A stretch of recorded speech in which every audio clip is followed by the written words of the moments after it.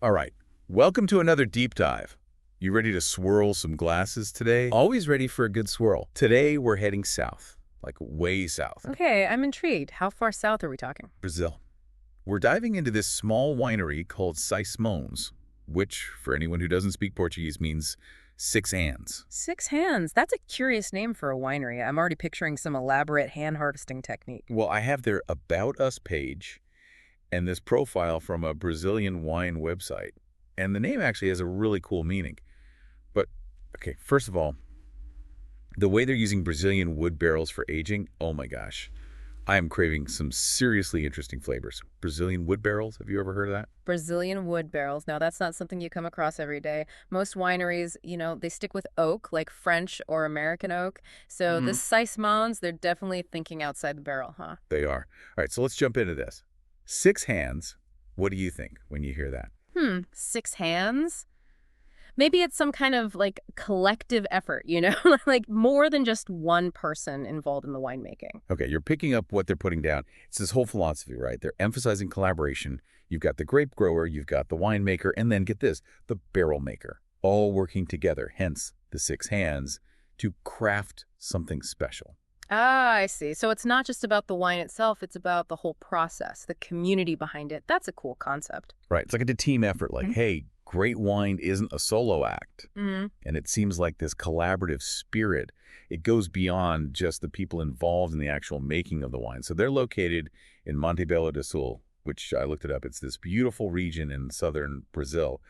And you can really tell from their materials that they have a deep respect for this place, both in terms of like the people, the culture, and the natural environment. Yeah, that makes sense. I mean, winemaking is so connected to the land, right? The soil, the climate, the whole ecosystem. It sounds like they're really trying to honor that connection. Exactly, exactly. And they talk about valuing every step of the process, Yeah. from carefully tending to the vines to passing down knowledge through generations. It's a real sense of like history and tradition. Now, that's something I always appreciate in a winery. That respect for tradition, it brings a certain depth to the wine, wouldn't you say? Absolutely. And speaking of tradition and expertise, so the winemaker, her name is Caroline Canzati. And get this, she's been making wine for 14 years, Okay. leading up to creating Seis Mãos. Wow, 14 years. That's a pretty impressive track record. Yeah, she's clearly got a passion for this, right? And I mean, 14 years of experience. Wow. Caroline must be a true master of her craft. I bet those years have taught her a thing or two about getting the most out of those grapes, especially the more unusual ones. Speaking of Caroline Gonzatti, did you see she has this motto, What's the motto? in the hands the work, in the wine the truth. Ooh, that's deep. You know, that really makes me think about what we value in wine, right? Is it about the process, the authenticity, or the final taste? What do you think it means for a wine to hold the truth? That's a great question. I think for me, it speaks to the integrity of the winemaker, right? And the transparency of the process. It's like letting the grapes and the land express themselves honestly in the bottle. No gimmicks, no shortcuts, just pure, unadulterated truth. I like that. No gimmicks, just straight up truth in a bottle. And, you know, that brings us back to those Brazilian wood barrels. Ah, yes, the mystery of the Brazilian one. Hold on, Brazilian wood barrels. Now, that's something you don't hear every day. I'm already imagining all sorts of crazy, wonderful flavors. They say these barrels impart distinct aromas and flavors to their wines. Now, most wineries age their wines in oak barrels, so this raises a really interesting question. What characteristics might Brazilian wood bring to the table that are different from, say, French or American oak? That's a great question. It all comes down to their terroir, that sense of place that gets infused into the wine. Terroir, yeah, that's such a complex concept. It's like the wine, it's absorbing the essence of its birthplace, right? And thinking about the vast and diverse ecosystems of Brazil, I bet their terroir is unlike anything else in the wine world. Exactly. And that's what makes this so exciting. We're talking about a whole new world of flavor possibilities. Okay, so we have this unique terroir, these Brazilian wood barrels, but let's get down to the nitty-gritty. What kind of wines are they actually making? They've got a pretty diverse portfolio, reds, whites, even a rosé. For reds, we're looking at Cabernet Sauvignon and Merlot, familiar favorites. Yeah, those are classics for a reason. Always a safe bet. But they're not just sticking with the tried and true, are they? Oh, absolutely not. They're also working with Terral Dago. Ooh, Dago. That's a lesser-known Italian grape. It is. Not your typical Cabernet or Merlot. This one has a story to tell. All right, well, let's save that story for later. I'm already intrigued. What about the whites? What are they working with on that side? Okay, so for whites, they've got Chardonnay, another classic, of course, but then they throw in this curveball, Riesling Italico. Riesling Italico. Okay, so Riesling I'm familiar with, but Italico. Now, despite the name, Riesling Italico isn't actually related to the German Riesling we might be more familiar with. Oh, so it's not a true Riesling. Exactly, it's actually an Italian grape variety. It's also known as Welsh Riesling. So yeah, a bit of a misnomer there. Okay, so if it's not a true Riesling, what should we expect from a Riesling Italico? What kind of flavor profile are we talking about? Think crisp and refreshing with notes of green apple and citrus, maybe even a touch of floral. It's quite different from the, typically aromatic and sometimes petrol-like notes you find in a German Riesling. Interesting. All right, so we have a bold Italian red and a crisp, refreshing white, both adding their own unique character to the Seis Mãos lineup. And I'm seeing here that they also have some sparkling wines. They wouldn't be a true winery without some bubbly rin. Absolutely. And speaking of unique offerings, their sparkling wine selection is quite interesting. All right, let's pop the cork on those sparkling wines. But before we get into the specifics, I think we need to take a little sip of knowledge and unpack this whole traditional method thing they mentioned. What exactly does that involve? So the traditional method, it's all about creating those bubbles right in the bottle. It's a time-intensive process, very meticulous, and you often get more complex, yeasty notes. Definitely something to look for if you like a really good sparkling wine. Okay, so we're not talking about your average fizzy drink here. We're talking about some serious bubbly with depth and complexity. Now, tell me about the sparkling wines themselves. What kind of styles are they producing? They offer a nice range, from a Nature Bronco and Rosé to an Extra Brut and a Brut Rosé. Okay, now those are some terms that could use a little unpacking. For our listeners who might not be fluent in sparkling wine lingo, could you break those styles down for us? What sets a Brut apart from a Nature, for instance? Sure, Brut refers to the level of sweetness in the sparkling wine. Brut means it's dry, with very little residual sugar. Extra Brut is even drier. Nature, on the other hand, means there's absolutely no added sugar, bone dry. So you get a pure expression of the fruit and the terroir. Gotcha. So they're playing with different levels of sweetness, all while using that traditional method to create those fine, elegant bubbles. Now tell me, is there anything else about their sparkling wines that jumps out at you? Anything that makes them particularly unique or noteworthy? What I find interesting is they're not just sticking to the classic champagne grapes like Chardonnay and Pinot Noir. Remember that Riesling Italico we talked about earlier? Well, they're using that in some of their sparkling wines, too.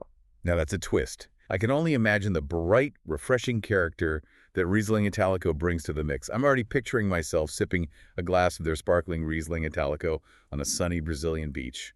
Okay, maybe I got a little carried away there, but you have to admit, it's pretty tempting, right? It definitely sounds like a unique experience. And speaking of experiencing Seis Mãos, they're not just making wine, they're also quite active in the Brazilian wine scene. They've got a whole bunch of events listed here, but there's one in particular that caught my eye. They'll be at the Natural Wine Festival. Oh, that's interesting. Natural wines are all the rage right now. Minimal intervention. It suggests that they're open to experimenting, maybe even going beyond those Brazilian wood barrels. That's a great catch. Attending a natural wine festival, it tells us a lot about their approach to winemaking. It suggests they're not afraid to embrace new trends, push the boundaries of what's considered traditional. It's like they're saying, hey, we're rooted in tradition, but we're also looking to the future and exploring new possibilities. And, that perfectly embodies Caroline's motto, in the hands the work, in the wine the truth. It's about finding that authentic expression, whether it's through traditional methods or these innovative techniques. I think you've hit the nail on the head. They're not just following a recipe. They're constantly seeking that deeper truth in their wines. And honestly, that makes me even more curious about what those Brazilian wood barrels bring to the party. I mean, what kind of wood are they using? What unique flavors and aromas might it impart? Yeah, it's a total mystery. Our sources don't tell us exactly what kind of wood they're using, but... Well, we can use our imaginations, right? Exactly. Brazil has such an incredible range of trees. It could be anything from those tropical hardwoods to something completely unexpected. Who knows? Maybe they've stumbled upon a secret, magical tree deep in the Amazon that imparts flavors of passion fruit and jungle orchids. Okay, now you're making me hungry. Yeah. But seriously, that's what makes this so intriguing. It's a mystery waiting to be unraveled. We know it's unique, but what does it taste like? Sadly, our sources don't say. That's where you come in, dear listener. If you ever get a taste, you'll be one of the few to unlock the secret. And if you do, please tell us all about it. Absolutely. We want to hear all about your Brazilian wood-aged wine adventures. But in the meantime, I think it's time to dig a little deeper into those grape varietals, especially that mysterious Terral Dago. What can you tell us about this grape, and what should we expect from a Seis Mãos Terral Dago? Let's uncork that conversation right after a word from our sponsors. Sounds good to me. All right, so we left off talking about Terral Dago. You ready to dive into this Italian grape? I'm ready. You mentioned it's a grape with a story to tell. So spill the beans. What's the story behind Terral Dago? Okay, so picture this. Rolling hills, northeastern Italy. Specifically, the Trentino region. That's where Terral Dago hangs out. It's been making wine there for centuries, known for producing these incredibly dark, almost inky wines. Ooh, I'm picturing a wine so dark you could practically get lost in it. And what about the taste? What kind of flavors can we expect from a Terral Dago? Think bold and rustic with intense flavors of blackberry, black cherry, even a hint of licorice or chocolate. And don't forget those tannins. They can be quite grippy, giving the wine a structured, age-worthy character. Okay, this sounds like a serious wine. Definitely not for the faint of heart. I can already imagine pairing it with a hearty dish, like a grilled steak or a wild mushroom risotto. But hold on, we're talking about Seis Mãos here, a Brazilian winery. What happens when you take this Italian grape like Terral Dago and plant it in Brazilian soil? That's the million-dollar question. And that's what makes Seis Mãos so intriguing. They're taking these classic grapes and seeing how they express themselves in a whole new environment. It's like a cross-cultural experiment in a bottle. I love that. It's like they're asking, what happens when Italian tradition meets Brazilian terroir? And with those Brazilian wood barrels in the mix, I bet the results are anything but predictable. I'm picturing those dark, intense flavors of Terral Dago mingling with exotic notes of Brazilian wood, maybe a hint of spice or tropical fruit. Yeah. Okay, my imagination is running wild here, but seriously, I'm so curious to know what that combination actually tastes like. That's the beauty of it. It's an invitation to explore, to challenge our expectations, to discover something truly unique. You know, it reminds me of this one time I tasted a wine from Georgia, and it totally blew my mind. It's those unexpected discoveries that keep me coming back for more. Absolutely. And with Seis Mãos, they're not just experimenting with one grape. Remember that Riesling Italica we talked Oh, about? yes. The not quite Riesling. Well, they're showcasing that one too. Remind us again what makes this grape so special and how it differs from its German cousin.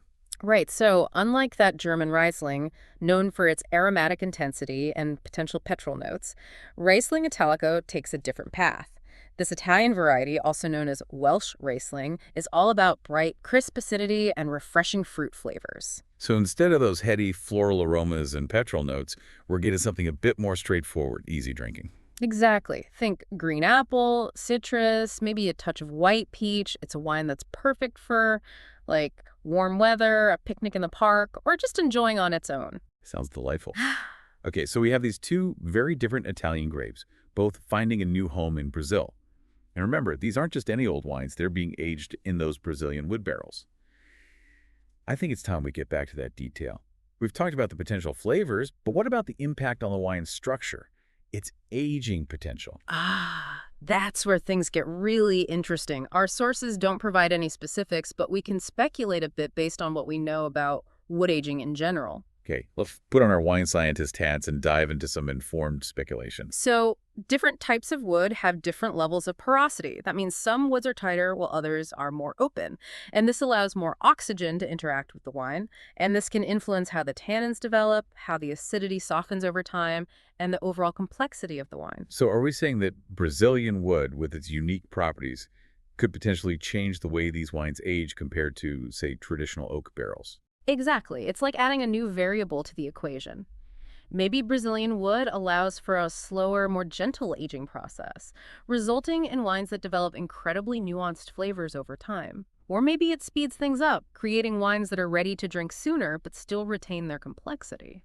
Man, I wish we had a time machine. I'd love to taste these wines now and then taste them again in 5, 10, even 20 years and see how that Brazilian wood has shaped their evolution. Wouldn't that be amazing? It's like this long-term experiment that we get to be a part of. And, who knows, maybe someday we'll have a whole lexicon of Brazilian wood aging profiles, just like we have for French and American oak. Imagine that. Wine experts talking about the subtle hints of Brazilian rosewood or the smoky notes of Amazonian teak. The possibilities. But for now, I guess we'll just have to let our imaginations run wild. So let's recap. We've got Terrell Dago, the bold Italian red, bringing those intense dark fruit flavors and grippy tannins to the party. Then we have Riesling Italico, the bright and refreshing white, offering a taste of crisp acidity and citrusy goodness.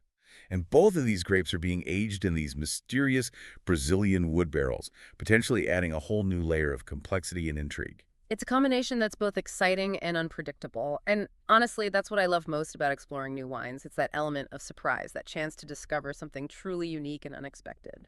Speaking of discoveries, I think it's time we talk about the practical side of things. We know these wines sound amazing, but how do we actually get our hands on a bottle? Are we talking about a rare, elusive treasure that only a select few will ever taste? Or is there a chance that mere mortals like us might actually find a bottle or two? Well, our sources, they don't really provide any specific information about distribution channels or international availability. Okay, so a little bit of mystery remains. But that doesn't mean we can't do a little digging of our own. Right. What do you say we put on our detective hats and see if we can track down some Seis Mãos wines? I'm game. Let's see what we can uncover. We could start by exploring online wine retailers, maybe those that specialize in South American wines. Or we could reach out to importers, see if anyone is bringing Seis Mãos into the country.